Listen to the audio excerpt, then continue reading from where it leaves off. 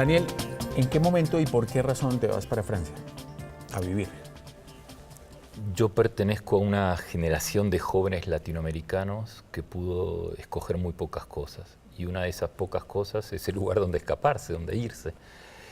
Y mi generación y mi país, que es un país hecho de muchos otros, que es esa república invisible de un poco de Argentina, de un poco de Uruguay, de mucho de Brasil y de un poco de Chile, soñaba con vivir en París. Y es evidente que cuando me tocó el momento de irme, tenía que ser en París. No lo dudé un minuto. Yo no hablaba francés, ni siquiera tenía visa, pero me fui. Porque también, de alguna manera, irme a París era seguir los pasos de un escritor que ha sido muy importante para mí, evidentemente Julio Cortázar. Es más, a los pocos meses de llegar a París, me proponen hacer una exposición, mi primera exposición. Evidentemente digo que sí. Yo hacía una fotografía muy documental, pero un día antes de la inauguración estaba en mi buhardilla, en mi 6º piso, sin ascensor, sin azúcar, porque no me alcanzaba para comprar azúcar. Claro, porque uno sueña con el París de Cortázar, de Vallejo y de tantos otros, y como todo mito, cuando llega se derrumba, y los primeros años fueron muy difíciles en París. Pero yo estoy en la buhardilla, un día antes de la inauguración, y me doy cuenta que mañana inauguro mi primera exposición y que no había invitado a la persona que más había contado en mi vida para que yo llegara a París. No había móviles, yo no tenía teléfono en mi cuartito, entonces bajo mis 6 pisos, cruzo la avenida de la Motte-Piquet, entro al correo y empiezo a buscar en la guía telefónica. A, B, C, Car, Kerkir, Cortázar, Julio. Y este tipo era tan grande, tan genial, tan generoso, que figuraba en la guía. Digo, yo lo voy a llamar. Arranco la página porque no tenía un lápiz y no iba a subir 6 pisos para ir a buscar y bajarlos para ir a buscar un lápiz. Pongo la monedita, el corazón me hacía la 5ª sinfonía y me atiende un contestador electrónico. Y corto, porque ¿qué le voy a dejar como mensaje? Y estoy saliendo de ese correo de la avenida de la Motte-Piquet y pienso en lo solo que estoy. Lamento que suene a tango malo, pero te juro que ahí estaba mi mamá, mi papá, la necesidad de seguir adelante con mis 18 años. Yo no hablaba francés, no tenía visa, no podía trabajar, no podía estudiar. ¿Por qué no me fui a un país más normalito? Y vuelvo a marcar, me vuelve a atender el pinche contestador electrónico, pero respiro hondo, cierro los ojos y le digo: hola Julio, me llamo Daniel, no soy nadie, nunca hice nada, pero mañana inauguro la primera exposición de mi vida y sería el pibe más feliz del mundo si pudieras acompañarme. Te dejo la dirección, Julio. Y Julio vino. Así lo conocí, así nos hicimos amigos. Y claro, cuando venís de retratar a Borges, cuando Cortázar te abre su casa, su corazón y te empieza a presentar a gente y empiezas a fotografiarlo, llega un momento que no te preguntás si ese es el instante decisivo, pero vas por más. Empezás a creer que la manera que lo estás haciendo es la que hay que hacerlo. Y así empecé a construir mi propio atlas. Es interesante para esto que nos cuentas, que es muy bonito y muy conmovedor, para hablar de algo de lo que tú hablabas, hacer referencia hace un instante, que es el tema de la seducción. Siendo tan joven y en los primeros intentos, ya tenías retratos de Borges y de Cortázar. Y los escritores, o digamos, no solamente los escritores, pero para enfocarnos en este gremio que es tan especial y tan particular, no son gente tan fácil para lograr estas cosas. Ni entrevistas, ni reportajes, y fotografías o documentales también es complicadito, por su temperamento, por su vanidad, etc. Pero, ¿qué crees tú que hay que tener para poderlos convencer, para poderles generar una tranquilidad que les permita posar ante una persona que probablemente no han visto antes y que va a generar una imagen que va a trascender y que se va a salir de su propio control? Sinceramente, Álvaro, yo no tengo recetas, no tengo fórmulas. Lo que yo he sido siempre es totalmente auténtico, una persona muy humilde, muy respetuosa, y que me he dado cuenta del poder de las vanidades en los otros, y que desde muy jovencito decidí tener las mías atrofiaditas, o al menos atadas. Porque claro, porque yo veo las vanidades de los otros.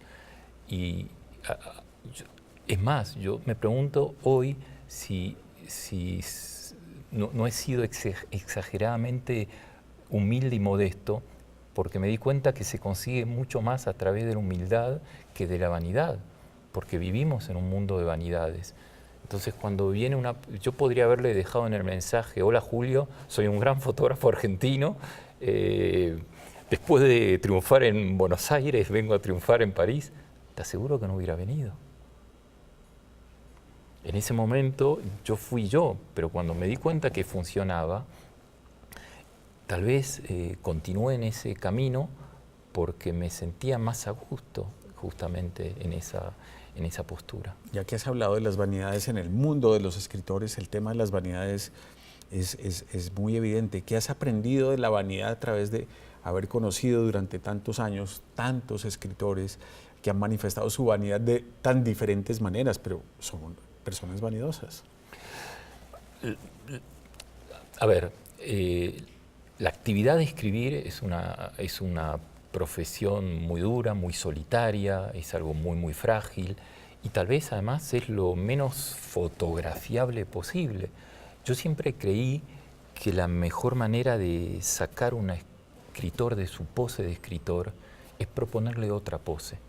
Una pose que rompa con los lugares comunes, para mí, de la literatura, que son los libros, que son las bibliotecas. Entonces, cuando viene una persona y con una propuesta diferente, esos creadores que están también buscando a través de su escritura algo diferente, son sensibles.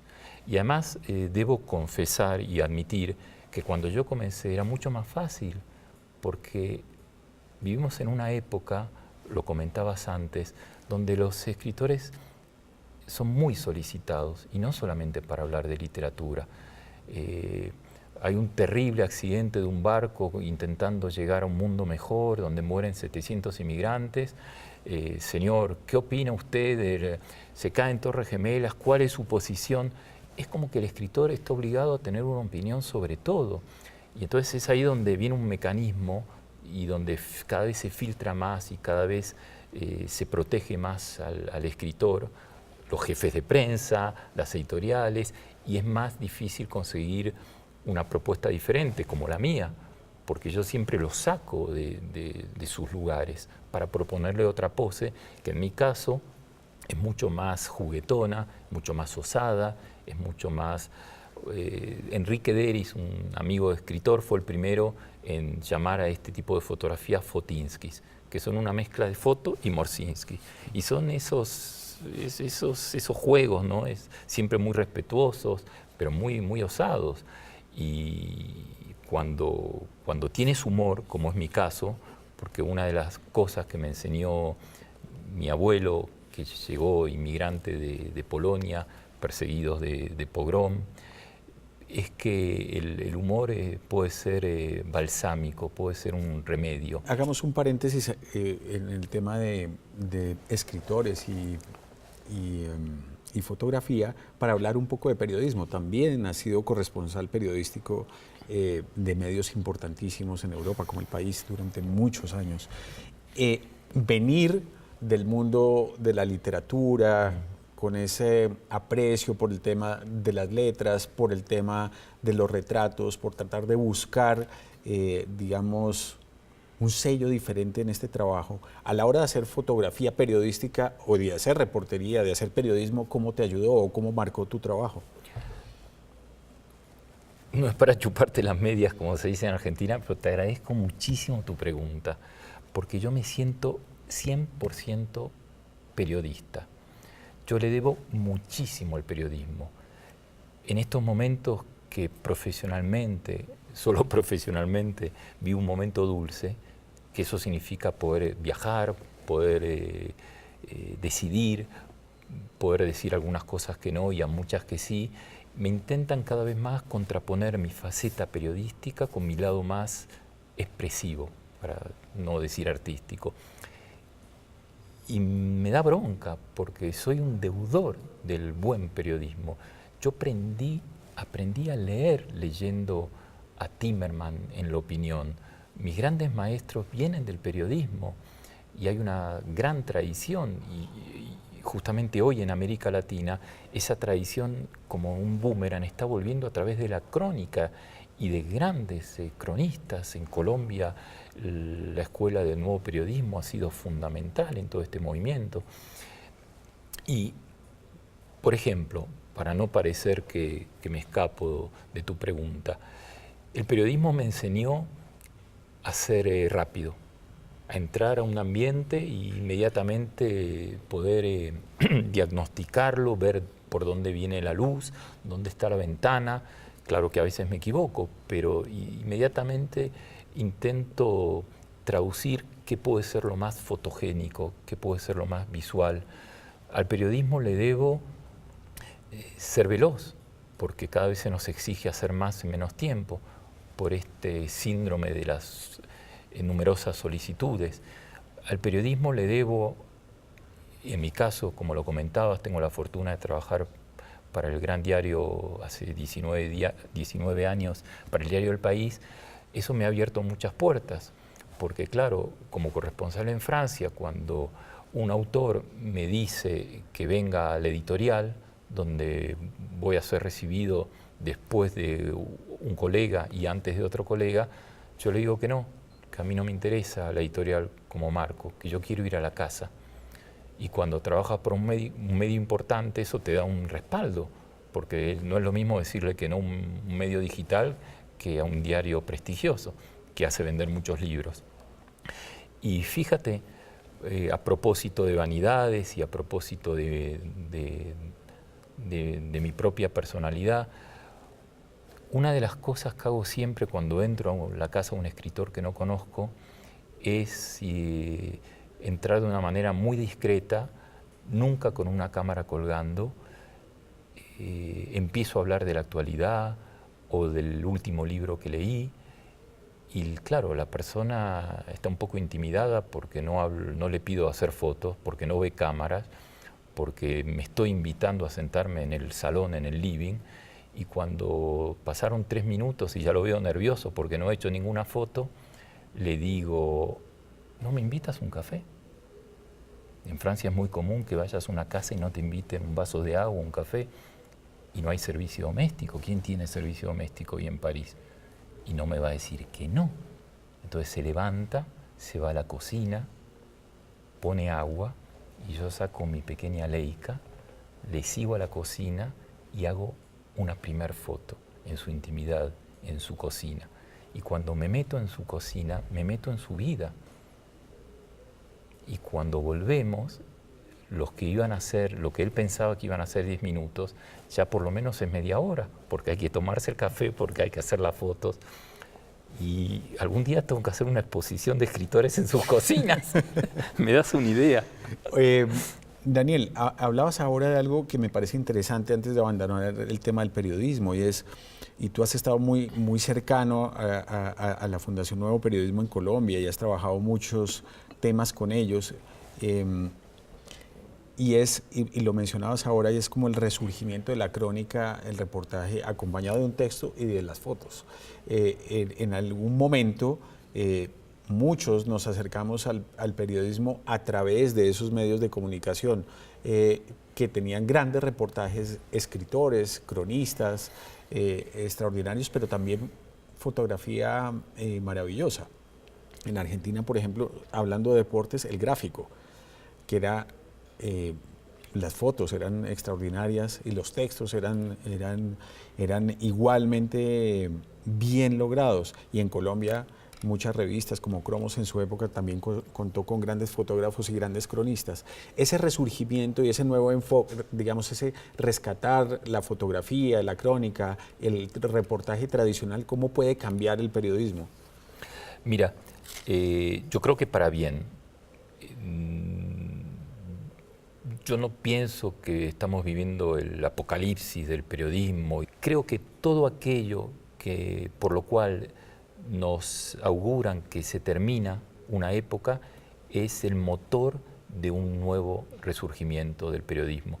Simplemente hay que adaptarse, y para nosotros que venimos de una generación por ahí es difícil. Y además hay algo fundamental que tal vez se hacía no tan bien en la época que mencionas del gráfico, de Cromos, que es en un diálogo verdadero entre texto e imagen, porque muchas veces se caía en el pleonasmo, muchas veces el pie de foto era el rey del deporte y la foto era el deportista con una coronita. O sea que la imagen escribía sobre lo que se veía y la imagen mostraba lo que se escribía. Y lo interesante es que hoy, gracias a estos impulsos que vienen de Colombia, que vienen de Buenos Aires, que vienen de México, Villoro es otro ejemplo, y esos diálogos entre imagen y texto abren justamente esa posibilidad de tercera vía, que es maravillosa porque es como una ecuación donde 1 más 1 es 3, que es muy poco matemático, pero creo que muy poético y signo de buen periodismo también. Hablamos de Borges, hablamos de Cortázar, pero otro grande de la literatura argentina que está retratado por ti es Ernesto Sábato. Con él, ¿cómo fue tu experiencia? Maravillosa. Yo no fui amigo de Borges, desgraciadamente no fui amigo de Cortázar, porque para mí la amistad significa mucho más de los encuentros numerosos que tuve con el gran Cronopio, pero sí fui amigo de Sábato.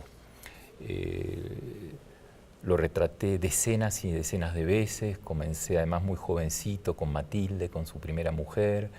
Cada vez que volvía a Buenos Aires iba a santos lugares a saludarle. Su literatura, lo poco que escribió, fue mucho y contó de manera importante mi vida. Contrariamente a la imagen que él quería transmitir de pesimismo, de fin de época, él era un tío divertidísimo, y cuando murió me pidieron, en la ciudad de Buenos Aires, me pidió hacerle un homenaje.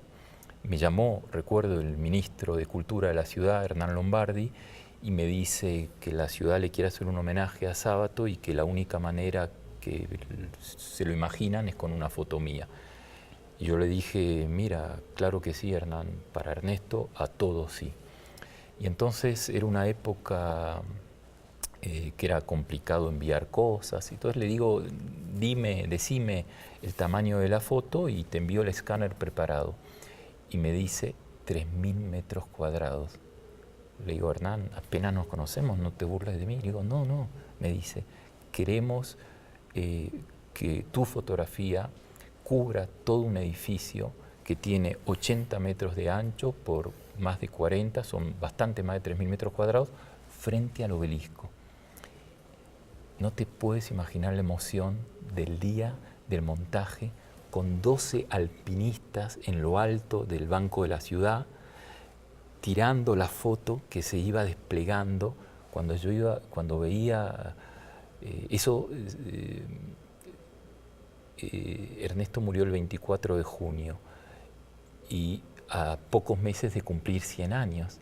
Y el día del montaje yo sentí una emoción cuando iba viendo su rostro. fue maravilloso. Realmente ha sido una de las personas que más han contado en mi vida. Te agradezco que me lo preguntes.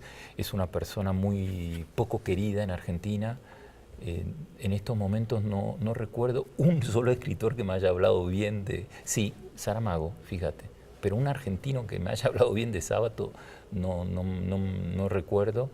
Y yo creo que sin ningún lugar a dudas es un grandísimo escritor. Se le machaca mucho el encuentro con los militares. Bueno, podríamos hablar mucho sobre lo que me contó al respecto, pero en todo caso... Y otra persona que ha contado muchísimo en mi vida, fíjate, es colombiano. Y quiero rendirle aquí homenaje porque para mí es un grande entre los grandes y porque es una persona que quiero mucho, que sigue viva en el recuerdo y que no hay semana que no piense en él, que es tu tocayo Álvaro Mutis. Yo no sé en Colombia el espacio que tenga en el panteón de la literatura, pero yo creo que es realmente el gran Gaviero, uno de los grandes entre los grandes, y en todo caso yo le tengo, porque no puedo dejar de hablar en presente, un cariño enorme. Lo he también retratado muchísimas veces. Era la única persona que le dejaba junto a Luis Sepúlveda que me llame Rusito. Si otra persona me llama Rusito, lo mato. Pero Álvaro y Luis Sepúlveda tienen la autorización. Y bueno, y la verdad es que por eso también en este libro le quise rendir un homenaje.